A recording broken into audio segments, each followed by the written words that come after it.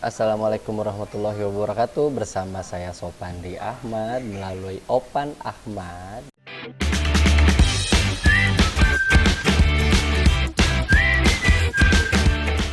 Pada tayangan ini kita akan membahas mengenai materi matematika kelas 7 semester 2, yaitu tentang aritmetika sosial. Nah, ini kalau mendengar kata aritmetika mungkin bagi beberapa orang ini terpikir ya, terbayangkan aritmetika ini hitung-hitungan gitu ya, jumlah, kurang, kali, bagi, ya pokoknya terkait perhitungan. Nah, kenapa ini disandingkan dengan sosial? Karena yang dibahas pada pokok bahasan ini terkait dengan kegiatan yang melibatkan kegiatan sosial ya. Nah, nanti yang akan kita bahas di sini di aritmetika sosial ini itu kita pahami dulu istilah-istilahnya dan bagaimana nanti kaitan antara beberapa istilah yang nanti kita bertahap ya belajarnya ya.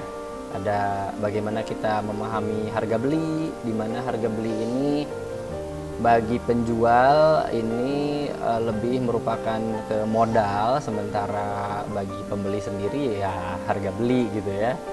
Kemudian ada harga jual, ada untung rugi, kemudian ada persentase untung rugi, ada bruto tara neto, kemudian ada diskon, ada bunga, ada pajak, dan lain-lain. Itu yang akan kita bahas pada pokok bahasan aritmetika sosial ini. Jadi bagaimana kita belajar dari sisi matematika ya,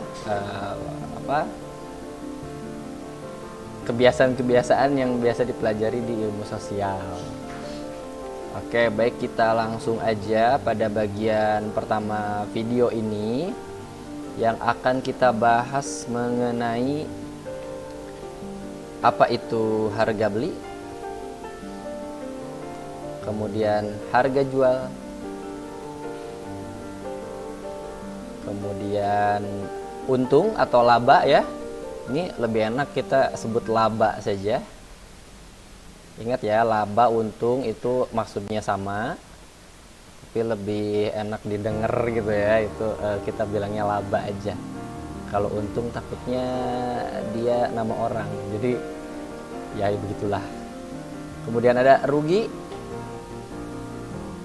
dan pada untung ruginya sendiri nanti kita bahas juga bagaimana bila dikaitkan dengan persentase ya, dengan persentase untung dan ruginya sendiri. Nah, sempat disinggung tadi di awal, harga beli ini bisa berlaku bagi pembeli atau penjual.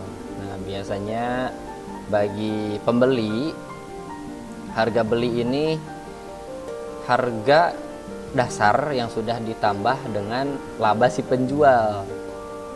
Sementara kasusnya bagi penjual, harga beli ini bisa jadi harga yang dia gunakan sebagai modal. Nah, dan ketika dijual itu sudah ditambahkan oleh laba ya, oleh untung. Nah, ini harga jual juga sama ya, harga jual ini bisa jadi lebih kecil daripada harga dasar atau lebih besar dari harga dasar, dan nanti ada kaitannya dengan laba atau rugi. Nah, laba sendiri terjadi ketika harga jual, ini kita singkat aja, harga beli menjadi HB dan harga jual menjadi HJ ya, biar nanti lebih mudah memahaminya.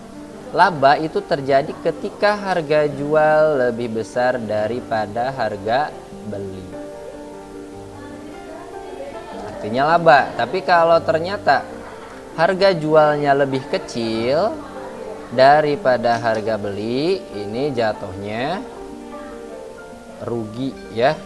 Jatuhnya rugi. Nah, kaitan dari kesemuanya yang perlu dipahami dalam pembahasan ini adalah bahwa laba ini diperoleh dari harga jual dikurangi harga beli. Sementara rugi diperoleh dari harga beli dikurangi harga jual. Nah, ini sebenarnya tidak jadi masalah ketika tertukar. Hanya nanti jika tertukar, pengurangan harga beli dan harga jual akan diperoleh tanda negatif. Tapi tetap ya kita pahami bahwa dalam aritmetika sosial ini kan tidak mungkin ya ada nominal uang bertanda negatif gitu. Jadi kita nanti ketika memperoleh tanda negatif pada laba atau rugi, itu artinya kita tertukar antara harga jual dan harga beli. Nah, kemudian persentasenya sendiri, persentase ya, persentase dari untung dari laba dan rugi itu mengikuti aturan di mana nih persentase laba ini diambil dari besaran laba dibagi dengan harga beli dikali 100%. Sementara untuk persentase rugi ya sama ya, ini juga kita membandingkan besaran rugi dibagi dengan harga beli dikali dengan 100%. Nah, untuk saat ini rumus-rumus inilah yang akan kita gunakan. Nah, ingat ya, selain rumus-rumus ini juga pahami istilah-istilahnya. Kapan kita menggunakan harga beli, kapan kita menggunakan harga jual, kapan terjadi untung dan kapan terjadi rugi. Oke, untuk lebih memahami mengenai istilah-istilah ini, mengenai harga beli, harga jual, laba dan rugi, kita lihat saja beberapa latihan soal supaya lebih paham lagi bagaimana penggunaan dari istilah-istilah tadi dan bagaimana ketika hal-hal yang dijelaskan sebelumnya itu saling berkaitan. Oke, yang pertama,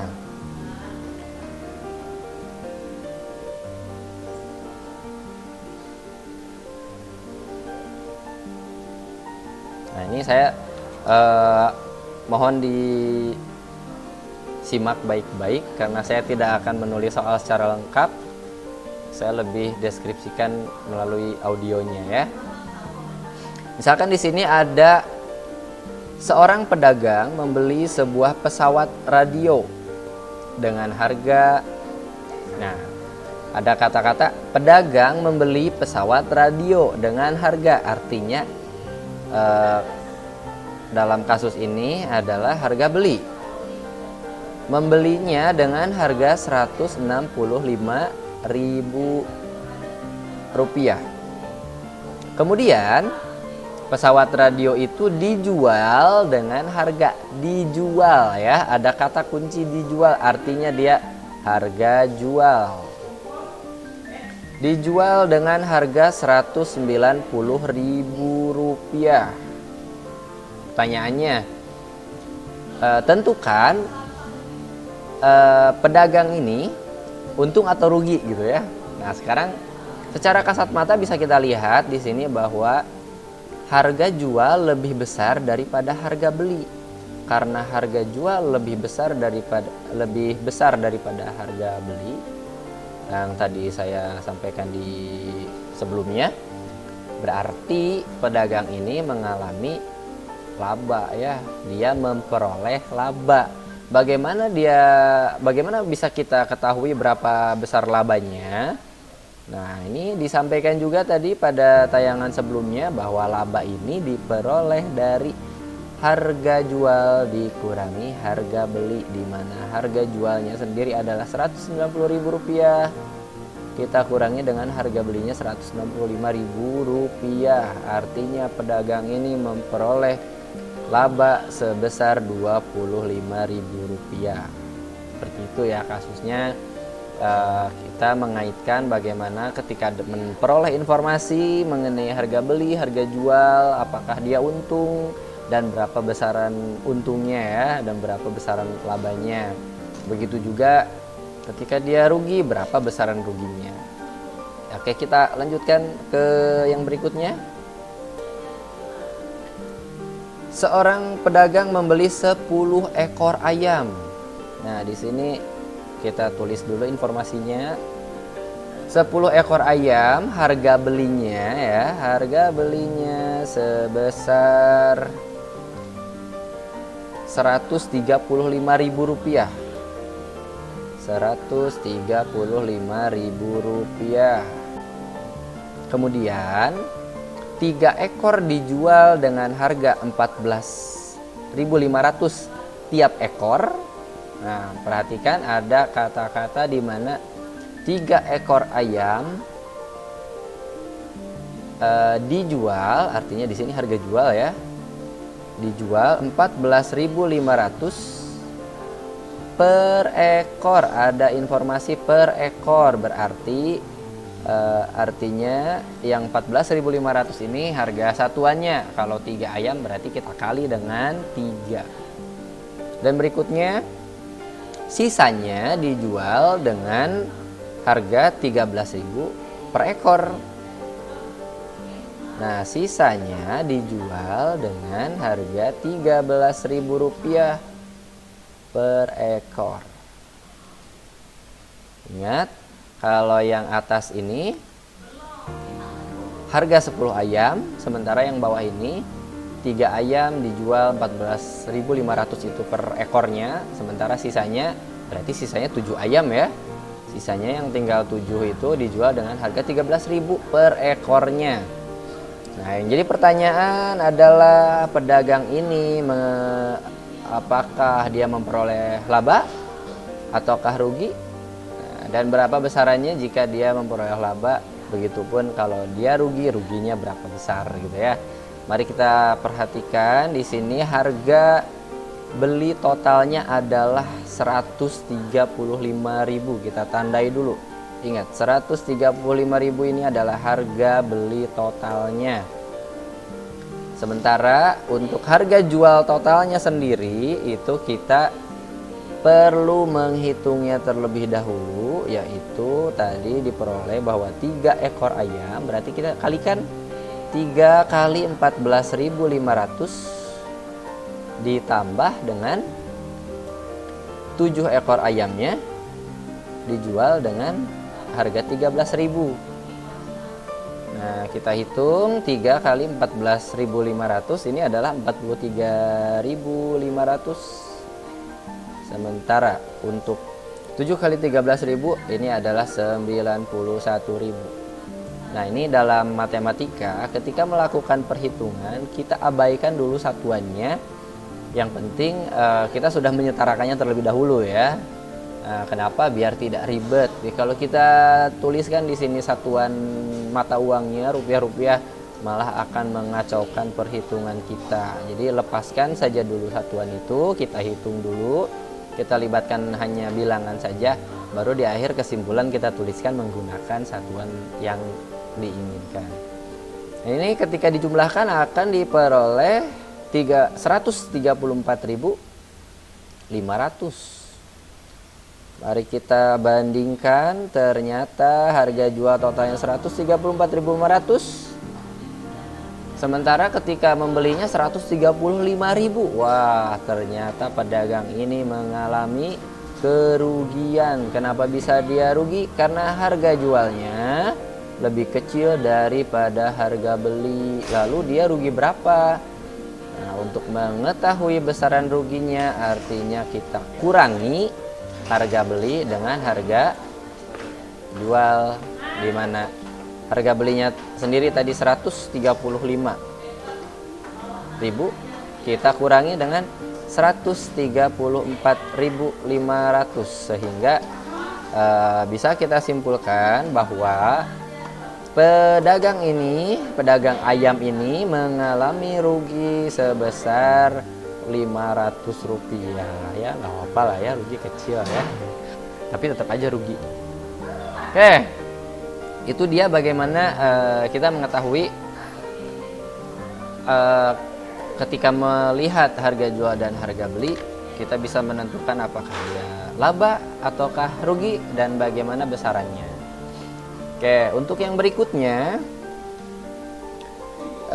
ketika misalkan diketahui dia laba atau rugi dan dari sini yang ditanyakannya adalah harga jual atau harga beli. Nah, ini kita lihat ya. Contoh soalnya misalkan harga beli sebuah kalkulator adalah 95.000. Oke, kita tulis dulu ya. Harga beli sebuah kalkulator katanya adalah Rp95.000. Oke, itu dia ya. Harga beli Rp95.000.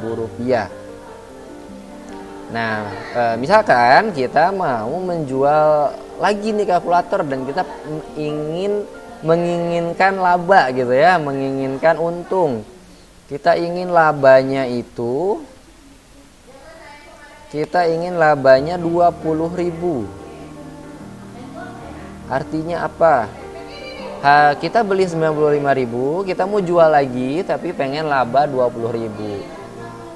Berapakah harga jual yang perlu kita terapkan?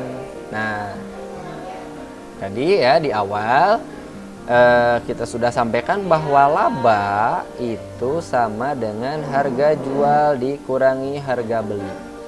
Berarti kalau ingin memperoleh harga jual, kita berdasarkan aljabar ya, berarti kita hitung dengan harga beli ditambah dengan laba, di mana harga belinya sendiri tadi diketahui 95.000, sementara labanya adalah 20.000. Ketika dijumlahkan akan diperoleh 115.000.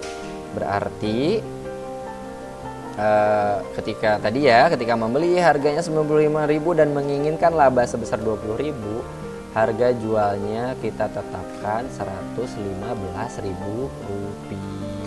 Seperti itu. Oke. Itu kasus soal dimana jika yang ditanyakannya adalah harga jual. Nah, bagaimana dengan kasus yang lainnya? Misalkan nih ada seorang pedagang lagi ya. Seorang pedagang membeli telur sebanyak 60 butir. Ingat nih, ada 60 butir telur.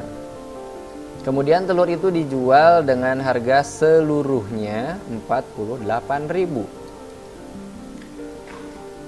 Harga jualnya Rp48.000. Nah, ini belajar ya, disiplin, kita menuliskan notasi. Di depannya ada RP, di belakangnya ada koma 00. Kemudian itu artinya apa? Artinya 60 telur ini dijual dengan Rp48.000. Nah, kemudian jika dari hasil penjualan itu ternyata diperoleh laba ya, diperoleh laba sebesar Rp150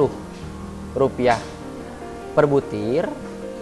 Nah, jadi yang beli udah ternyata nih 48.000 ini sudah ditambahkan laba gitu ya. Labanya itu adalah tadi Rp150 per butir. Ingat, kalau yang atas seluruhnya, kalau yang bawah per butir.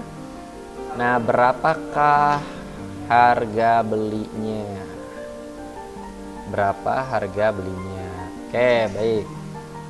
Ingat, yang diketahui adalah harga jual, yang ditanyakan adalah harga beli, dan dia memperoleh laba. Nah, tadi sudah disampaikan sebelumnya hubungannya bahwa laba ini kan awalnya diperoleh dari harga jual dikurangi harga beli. Yang diinginkan adalah harga beli, berarti harga beli ini kita hitung berdasarkan aljabar ya. Harga beli ini akan sama dengan harga jual dikurangi laba. Nah, tapi sebelumnya ingat bahwa pada soal labanya 150 per butir, berarti harus kita kalikan dulu dengan 60 ya. Nah, kita langsung saja, berarti harga belinya harga jual dikurangi laba, di mana harga jualnya sendiri sudah diketahui 48.000 dan labanya 150 per butir, berarti 150-nya kita kali dengan 60, di mana 150 kali 60 ini adalah 9.000 ya. Nah, berarti harga beli ini diperoleh dari pengurangan 48.000 oleh 9.000, dan ini diperoleh 39.000. Artinya ketika mendapat laba 150 per butir dari 60 telur tadi dijual dengan harga 48.000. Nah, modal yang dikeluarkan oleh pedagang ini itu sebesar 39.000 rupiah gitu ya. Bagaimana kalau ternyata rugi? Nah, sama ya, untuk kasus yang rugi juga, dari informasi sebelumnya kita peroleh bahwa rugi itu harga beli dikurangi harga jual. Artinya ketika kita menginginkan berapa harga jualnya ini itu diperoleh dari harga beli dikurangi rugi. Sementara ketika kita menginginkan harga belinya itu akan sama dengan harga jual ditambah rugi. Nah, ini ya yang perlu kita pahami. Oke, itu nomor 1 sampai 4 ini bagaimana kita menyelesaikan kasus-kasus masalah-masalah yang berkaitan dengan harganya, harga beli, harga jual, besaran laba dan besaran ruginya, apakah laba, apakah rugi. Bagaimana jika informasi yang disampaikan pada masalahnya ini berkaitan dengan persentase. Nah, ini kalau perlu informasi lagi mengenai persentasenya, silahkan di preview aja ya, karena sudah dibahas di muka. Nah, kita lanjutkan dulu dengan bagaimana latihan soal yang melibatkan persentase ini. Nah, misalkan di sini ada sebuah soal, paman membeli sebuah mobil bekas dengan harga 48 juta rupiah.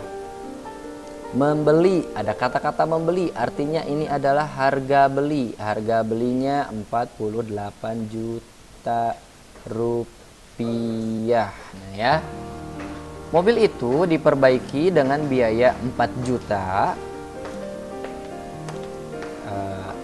Ini kita misalkan nih, mobil ini diperbaiki, ada biaya perbaikannya 4 juta rupiah. 4 juta rupiah. Kemudian dijual dan ternyata hanya laku 50 juta. Nah, artinya di sini adalah harga jual. Harga jualnya 50 juta. Nah, dari informasi ini kalau kita lihat secara kasat mata, harga belinya 48 juta, biaya perbaikannya 4 juta. Berarti kan kalau kita tambahkan menjadi 52 juta. Dijual lagi ternyata cuma laku 50 juta. Ada selisih 2 juta ya. Harga jualnya lebih kecil daripada harga beli ditambah perbaikan. Artinya harga jual lebih kecil daripada harga beli, dan kejadian seperti ini disebut rugi. Disebut rugi ya. Nah, berapa besaran ruginya? Berarti besaran ruginya sendiri itu akan diperoleh dari harga beli tadi ya.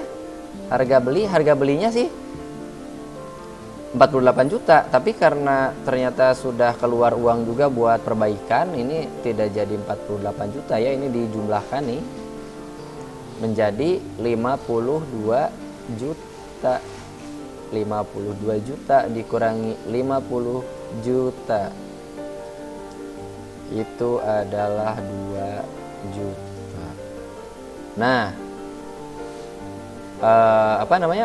mengalami kerugian sebesar 2 juta rupiah. Nah, yang dipertanyakan misalkan berapa persentase ruginya. Nah, untuk mengetahui persentase rugi, kita bandingkan berapa besar ruginya dibagi dengan harga beli sesuai dengan yang tadi dijelaskan di awal ya, persentase rugi itu. Besaran rugi dibagi dengan harga beli, kemudian kita kali dengan 100%. Nah, ini biar gampang menghitungnya, 0,00000 ini sama-sama 0 di atas dan di bawah ya. Sama-sama jutanya ini.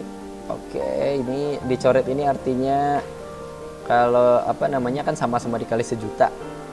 Jadi atas bawah tidak kita apa namanya, untuk pembagian ini lebih gampang ya, kita coba abaikan dulu nolnya, sehingga akan diperoleh 2/52, di mana 2/52 ini dikali lagi dengan 100, ini akan diperoleh 3,8%.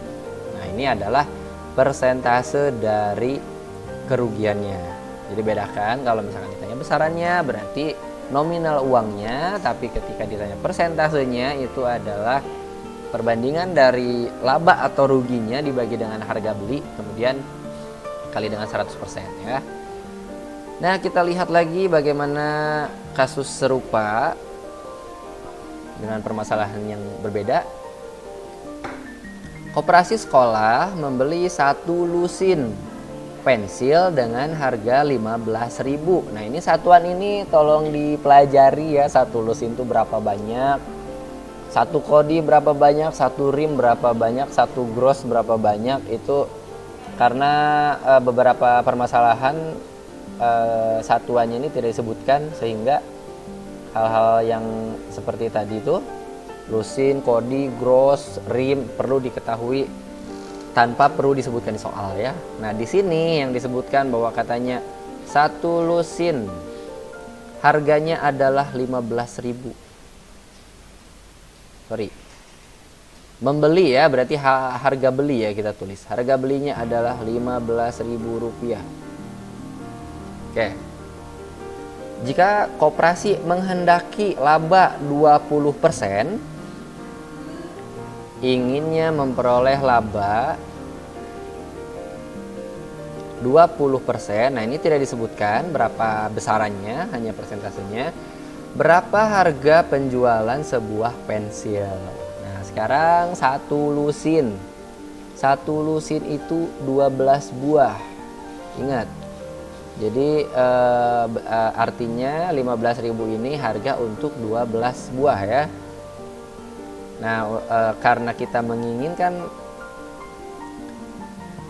yang ditanyakan tadi ya, yang ditanyakannya itu adalah harga jual 1 pensil.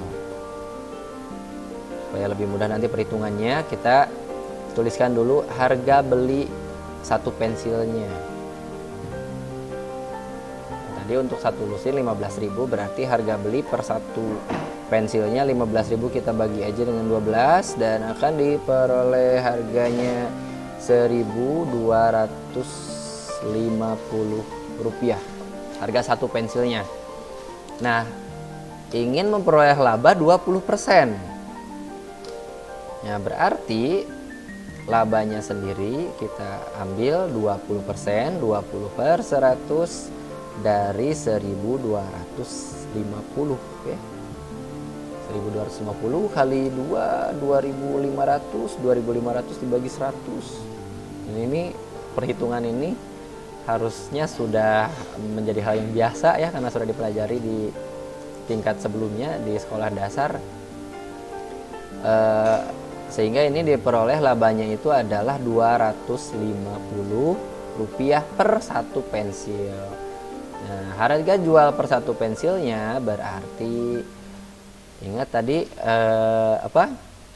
ketika laba itu adalah harga jual dikurangi harga beli ya, sehingga harga jualnya sendiri adalah harga beli ditambah dengan laba. Harga belinya, harga beli per satuannya 1.250, sementara labanya adalah 250. Berarti bisa disimpulkan bahwa harga beli per 1 buah pensilnya itu sebesar Rp1.500.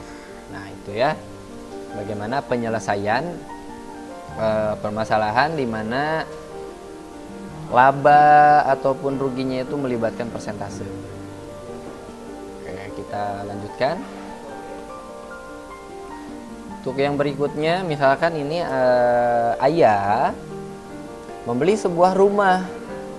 Harga beli berarti ya. Membeli sebuah rumah, harga beli.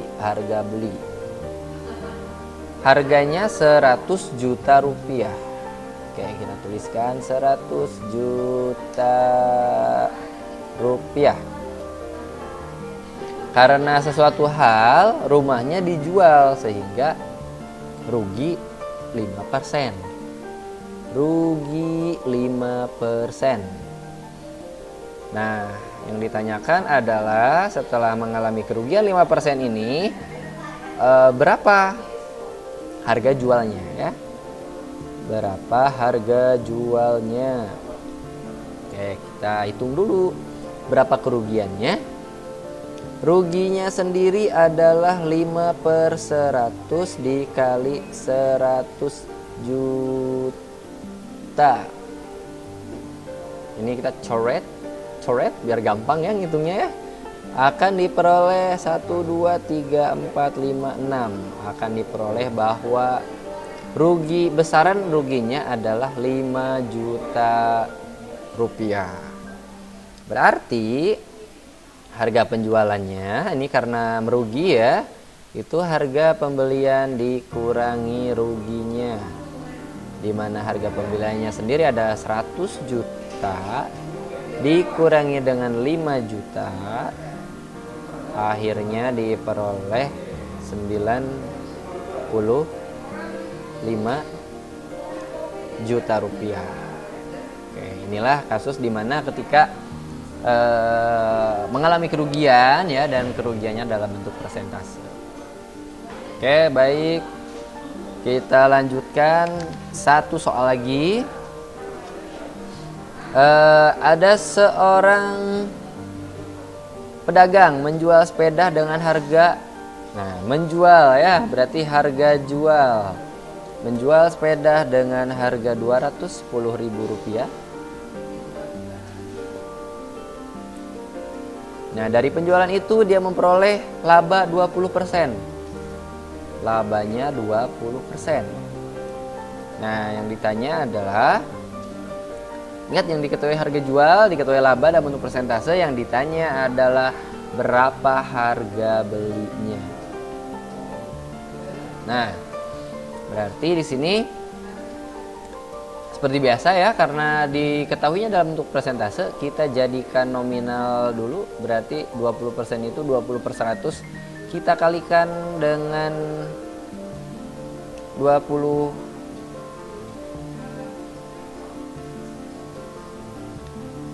Oke, labanya 20% ya, artinya 20/100 ini dikali dengan harga beli. Nah, ternyata diperoleh harga jualnya itu sudah ditambah laba ya. Artinya berarti kalau begitu 210.000 ini itu diperoleh dari 20/100 dikali harga beli ditambah dengan harga belinya. Jadinya dari sini akan diperoleh 120/100 dikali harga beli. Atau ini berdasarkan aljabar ya, harga belinya bisa kita peroleh dari 100/120 dikali 210.000. Dan dari sini 100/120 dikali 210.000 itu adalah Rp175.000 ya. Nah, ini harga belinya. Harga belinya adalah Rp175.000.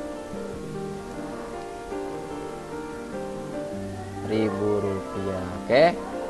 Ini ketika diketahui harga penjualan, dan harga penjualan ini sudah ditambahkan laba ya, labanya dalam persentase. Perhatikan baik-baik ya bagaimana alurnya, karena ternyata setiap kali permasalahan penyelesaiannya berbeda. Yang perlu dipahami dari sini adalah bagaimana kita menyajikan penyelesaiannya itu secara sistematis. Oke, baiklah. Ini adalah akhir dari pembahasan kita. Terima kasih telah menyaksikan tayangan ini. Semoga pembahasan dari tayangan ini mengenai aritmatika sosial untuk pembahasan pertama ini dapat dipahami dan dapat membantu kamu dalam memahami materi ini. Oke, sampai jumpa lagi. Assalamualaikum warahmatullahi wabarakatuh.